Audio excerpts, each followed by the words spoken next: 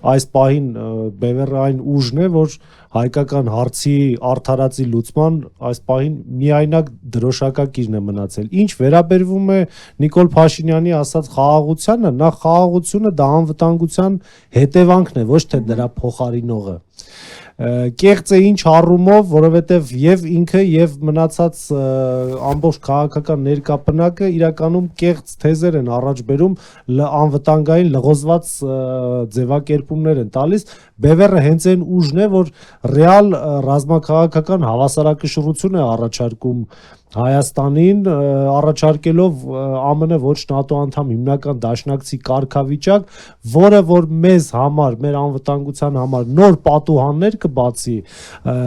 նոր ռազմաարդյունաբերություն կբերի Հայաստանին, բանակի նոր մոդել կբերի։ Իդեպ Վարուժան Ավետիսյանը, մեր վարչապետի թեկնածուն, եւ պարոն Սեֆիլյանը մի մեծ ծավալուն աշխատանք ունեն, ազգ բանակ ծրագիրը ունեն, որը որ իրականում կյանքի կոչվի, 18 տարեկան անփորձ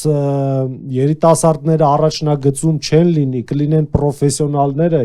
եւ ազգ բանակ ծրագիրը ոչ թե խեղաթուրված են, որ կիրառեցին սրանից 10 քանի տարի առաջ, այլ իրականում ազգ բանակ եւ այդ կայսերական սովետական բանակի մոդելից անցում կլինի ազգային բանակի։